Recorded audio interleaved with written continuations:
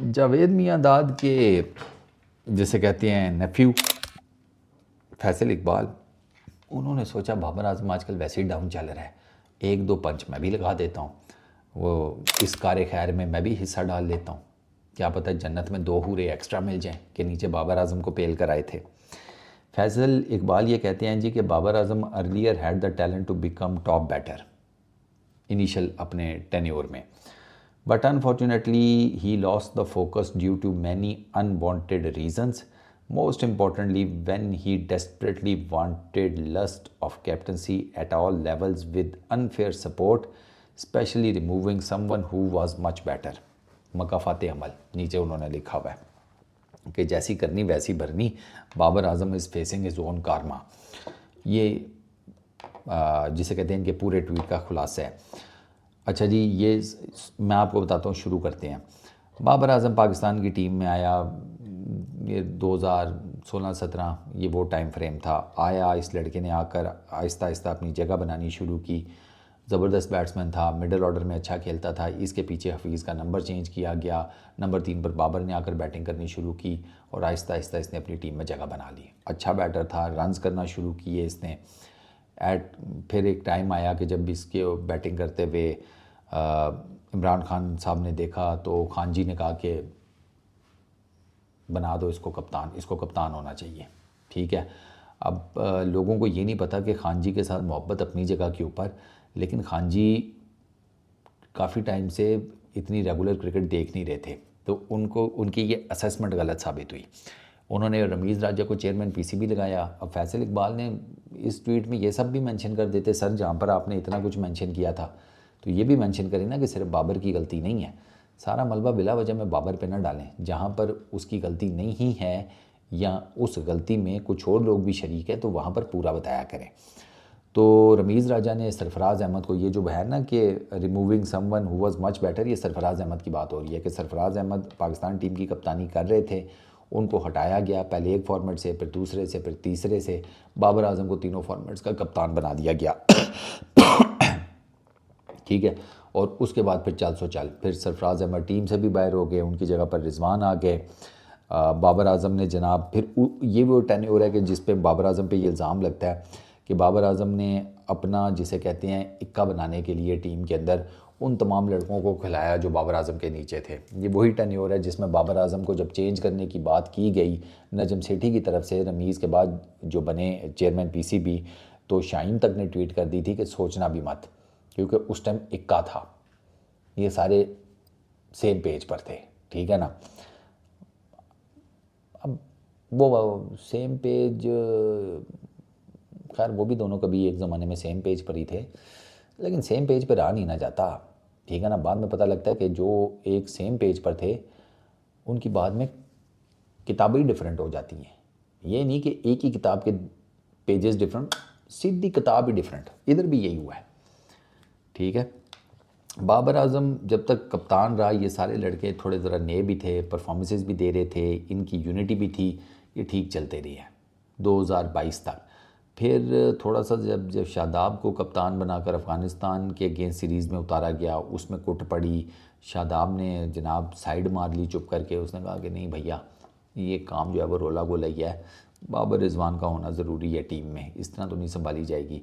लेकिन वहाँ से ना कम से कम बाकियों के जहन में ये आ गया कि अगर शादाब कप्तान बन सकता है तो हम भी बन सकते हैं। फिर 2023 का वर्ल्ड कप, फिर उसके बाद 2022 के बाद ना, 2022 के वर्ल्ड T20 के बाद बाबर आजम का ग्राफ जो है ना वो नीचे आना शुरू हुआ है। अब जारी बात है, कप्तानी उनकी जब डिस्टर्ब हुई है तो उससे उनके बैटिंग के मामलात भी डिस्टर्ब हुए हैं, और बैटिंग के मामलात अब बाबर आजम के शदीद लेवल के डिस्टर्ब हैं। मतलब उनसे कोई बड़ा स्कोर नहीं किया जा रहा, ना टेस्ट क्रिकेट में ना वाइड बॉल क्रिकेट में। उनकी सेंचुरी जो है किसी भी फॉर्मेट में उसको आए हुए 2-2.5 साल का अरसा होने वाला है। ठीक है, जब खेल रहे होते हैं, ठीक खेल रहे होते हैं, 50 60 70 करते हैं, आउट हो जाते हैं, जैसा हमने न्यूजीलैंड में अभी रिसेंटली देखा, इससे पहले T20 में भी देखा।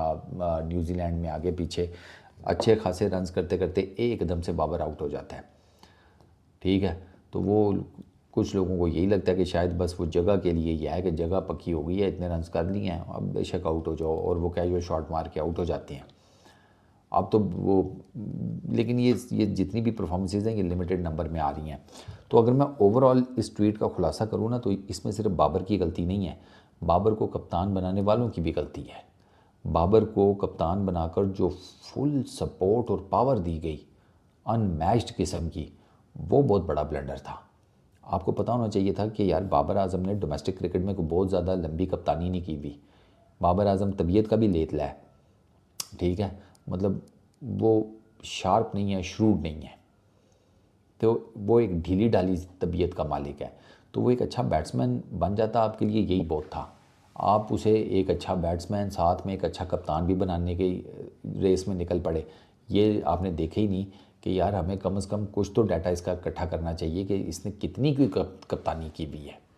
और अब आप देख लें, बाबर आजम ने जितना टाइम कप्तानी किया, आप क्या मेजर जीते हैं, आईसीसी का कोई इवेंट, कोई बड़ी सीरीज़, कोई कुछ नहीं। चंक्स में परफॉर्मेंसेज हैं, वो उसमें कोई शक नहीं है। उसमें कुछ जैसे कहते हैं आईसीसी के इवेंट्स में भी अच्छी परफॉर्मेंसेज हैं, वो इंडिया वाला मैच भी है 152 वाला, वो सब छोटे छोटे चंक्स में परफॉर्मेंसेज हैं। Major Babar Azam has nothing.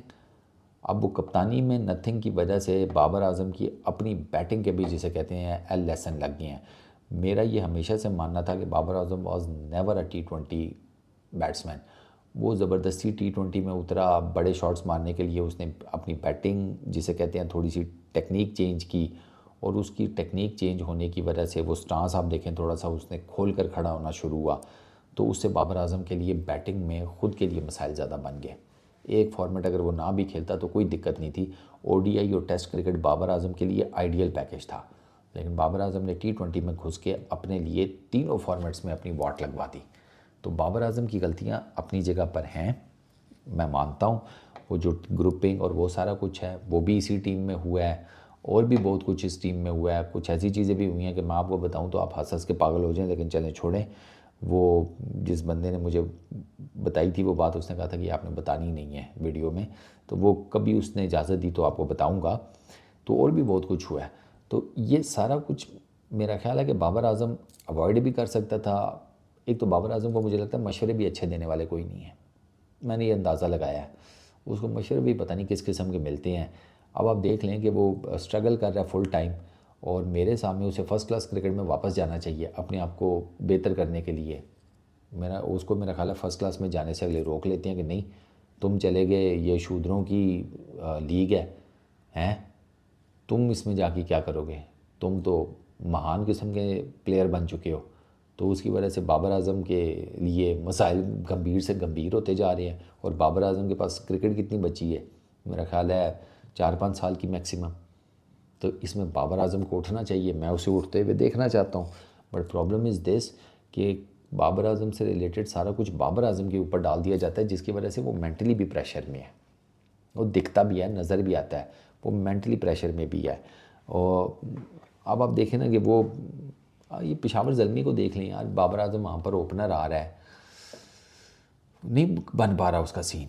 और मेरे हिसाब में बाबर आजम को ओपनर छोड़ के वन डाउन, लेकिन वन डाउन आएगा तो फिर हारिस को किधर खिलाएंगे, नीचे में चौवन है उसको किधर खिलाएंगे। आपके पास साइम अयूब है, तो बाबर, साइम, मिच, चौवन, हारिस, इनको मिलाकर 4 बंदे हैं, स्पॉट 3 है, 2 ओपनर, 1 वन डाउन। तो बाबर आजम को फिर किधर एडजस्ट करेंगे? क्या बाबर आजम को आप 2 डाउन लेकर आएंगे? अगर आप 2 डाउन बाबर आजम को लेकर आते हैं उसका कोई फ़ायदा कोई नहीं। बाबर आजम बड़ी हिट्स मार नहीं सकता T20 के अंदर, वो हमें पता है, हमने देखी भी हुई हैं। वो प्रैक्टिस सेशन में बेशक अपने मुंह के आगे जितनी मर्जी गेंदें पड़ें उसको वो सीधा सीधा मार रहा होता है और लग रहा होता है पता नहीं कितने लंबे छक्के मार रहा है। मैच में बाबर आजम को मुंह के आगे गेंद पड़ती है, वो उसको लेग साइड के ऊपर जिसे कहते हैं खेल देता है, नहीं मारता बिल्कुल सीधा। क्यों नहीं मारता यार? प्रैक्टिस इतनी किया तो मारो ना गेम में। नहीं मारता क्योंकि उसके अंदर डर है मैं आउट ना हो जाऊँ, वो नज़र आ रहा है उसका डर। वो बहुत टेंटेटिव होकर खेल रहा है, बहुत टेंटेटिव होकर खेल रहा है। वो हाथ पहले ले आता है और यहाँ पर रुक जाता है कि देखूँ यहाँ से किसी तरीके से लाइन मैनेज कर लूँ गेंद की। वो नहीं उससे हो रही क्योंकि ये उसका स्टाइल नहीं है हाथ पहले लेकर आने का। वो विद द फ्लो हाथ लेकर आता है कि उधर से गेंद आ रही हो, इधर से इसके हाथ और बल्ला आ रही हो। तो there are so many things to talk about. लेकिन एक चीज़ मैं आपको कंफर्म कर देता हूँ कि बाबर आजम की जो मिज़री है ना, इसमें सिर्फ बाबर आज़म को ब्लेम करना बिल्कुल गलत है। इसमें और बड़े फैक्टर्स हैं। इसमें बोर्ड भी है, चेयरमैन पीसीबी पुराने वो भी हैं, बाबर आज़म के इर्द गिर्द के लोग भी हैं, इनफैक्ट 2-3 चेयरमैन पुराने, ठीक है।